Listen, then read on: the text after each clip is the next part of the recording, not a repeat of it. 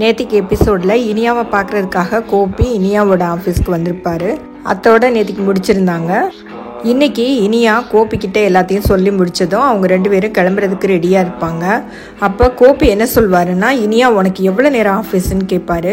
அதுக்கு இனியா நான் 1 hour இருக்கு டாடி அப்படின்னு சொல்லுவாங்க. கோபி என்ன சொல்வாருன்னா, நான் இங்கேயே வெயிட் பண்ணுறேன், நீ வேலையை முடிச்சுட்டு வா, நான் உன்னை கூட்டிகிட்டு போகிறேன் அப்படின்னு சொல்வார். இனியா அதெல்லாம் வேணாம் டாடி, நானே பார்த்துக்கிறேன் அப்படின்னு சொல்லுவாங்க. இல்லைடா நான் இங்கேயே வெயிட் பண்ணுறேன், நீ போ, நீ உள்ளே போ அப்படின்னு சொல்லிக்கிட்டு இருப்பாரு. அப்போ இனியாவோட ஒர்க் பண்ணுற ஒரு பொண்ணு வெளியில் வருவாங்க. இனியா அவங்கள பார்த்து என்ன கிளம்பியாச்சா அப்படின்னு கேட்டுட்டு இருப்பாங்க. அப்போ அந்த பொண்ணு இனியா கிட்ட, இனியா நேற்றுக்கு நாம் ஒரு கேஸில் ஒரு ட்ரக் கேஸ் நம்ம டிஸ்கஸ் பண்ணிக்கிட்டு இருந்தோம்ல, அதில் கூட சொன்னேனே சுதாகரோட பையன் நிதிஷ்ன்னு அவரை பற்றி பேசிகிட்டு இருந்தோம்ல, அந்த நிதிஷை இன்னைக்கு மறுபடியும் அரெஸ்ட் பண்ணிட்டாங்களாம், இந்த தடவை ஜெயிலிருந்து வெளியில் வரவே முடியாதுன்னு பேசிக்கிறாங்க அப்படின்னு சொல்லிட்டு கிளம்பிடுவாங்க. இனியாவுக்கு இதை கேட்டு ரொம்ப கஷ்டமாக இருக்கும். கோபிக்கும் என்ன பண்ணுறதுன்னே தெரியாது. ரொம்ப கோவமாக வரும். சுதாகர் மேலேயும் நிதிஷ் மேலேயும் ரொம்ப கோவம் வரும். இப்படி ஆயிடுச்சு நம்ம பொண்ணோட வாழ்க்கைன்னு ரொம்ப ஆதங்கப்படுவார். இனியா கிட்ட, இனியா நீ கிளம்பு, நீ வா நம்ம வீட்டுக்கு போகலாம், நீ அங்கெல்லாம் போகவே கூடாது, அன்னைக்கே நான் சொன்னேன்ல உன்னோட பிறந்தநாள் அன்னைக்கு நீ அங்கே இருக்க வேண்டாம், இங்கே வந்துருன்னு சொன்னேன், நீ தான் கேட்கவே இல்லை அப்படின்னு சொல்வார். இனியா என்ன சொல்வாங்கன்னா, அங்கிள் அவரை திருத்திடலாம், அவரை சரி பண்ணிடலாம் அப்படின்னு சொன்னார்ப்பா, நானும் எப்படியாவது மாறிடுவார் அப்படின்னு தான் நினச்சேன். இன்னைக்கு காலையில் நான் அவரை கேட்க போகும்போது ஏன் இப்படிலாம் பண்ணுறீங்க அப்படின்னு கேட்கும்போது என்னை கீழே தள்ளி விட்டாரு அப்படின்னு மறந்து போய் அவங்களாவே சொல்லிடுவாங்க. அப்போ தான் கோபிக்கு தெரியும் இனியாவை கீழே தள்ளி விட்டுருக்காங்க அப்படிங்கிறது. அதுக்கப்புறம் ரொம்ப வருத்தப்படுவார். இனியாவை கட்டி பிடிச்சிட்டு அழுவார். இனியாவை வீட்டுக்கே கூட்டிட்டு போயிடுவாரு. அம்மாவையும் பாட்டியவும் நான் சமாளிச்சுக்கிறேன், நான் சொல்லிக்கிறேன், நீ வா அப்படின்னு சொல்லிட்டு இனியாவை வீட்டுக்கு கூட்டிட்டு போயிடுவாரு. வீட்டில் ஏற்கனவே பாக்கியா ரொம்ப டென்ஷனாக இருப்பாங்க. ஈஸ்வரி பாக்கியா கிட்ட, ஏன் பாக்கியா இப்படியே உட்காந்துருக்க, பேயறிஞ்ச மாதிரி உட்காந்துருக்க அப்படின்னு சொல்லிட்டு டிவியில் நியூஸ் போடுறதுக்காக போவாங்க. அப்போ பாக்கியா டிவியை ஆஃப் பண்ணி விட்டுருவாங்க. நீங்கள் போங்க, உள்ளே போய் உட்காருங்க, இப்போ நியூஸ் எல்லாம் பார்க்க வேண்டாம் அப்படின்னு சொல்லிடுவாங்க.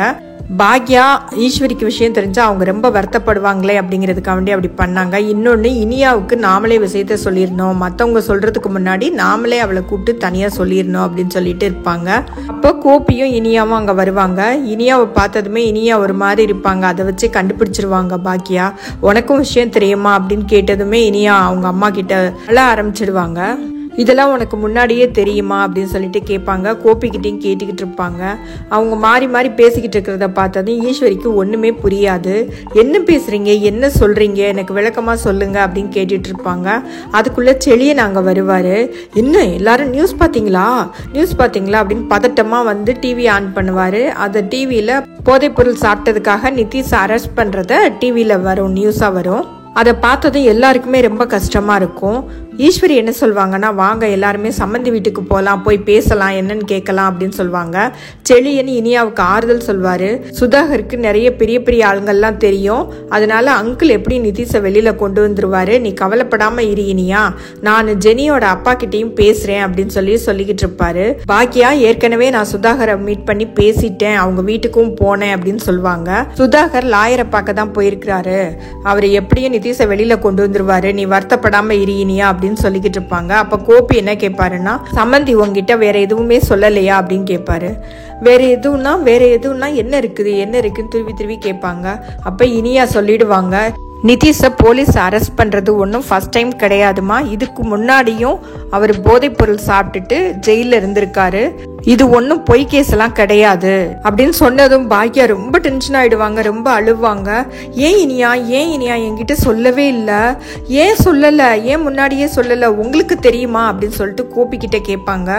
கோபி எனக்கு தெரியாது, இப்போதான் பிறந்தநாள் அப்போதான், இனியா பிறந்தநாள் அப்போதான் எனக்கு தெரியும் அப்படின்னு சொல்லுவாங்க. ஏன் என்கிட்ட முன்னாடியே சொல்லலை, அன்னைக்காவது நீங்க சொல்லியிருக்கணும்ல, என்கிட்ட ஏன் தெரியப்படுத்தலை, ஓ நீங்க முடிச்சு வச்ச கல்யாணங்கிறதுனால என்கிட்ட சொல்லலையா, அதனால மறைக்கிறதுக்காக முயற்சி பண்ணீங்களா அப்படின்னு சொல்லிட்டு கேட்பாங்க. ஐயோ இல்லை பாக்கியா, அப்படிலாம் எதுவுமே கிடையாது, இனியா தான் சொல்ல வேண்டான்னு சொன்னா அப்படின்னு சொல்லிட்டு இருப்பாங்க. அவங்களுக்கு என்ன பண்றதுன்னே தெரியாது. ஈஸ்வரிக்கு இதை கேட்டு மயக்கமே வந்துடும். இனியாவும் ரொம்ப வருத்தப்படுவாங்க. அத்தோட இன்னைக்கு எபிசோடு முடிஞ்சது.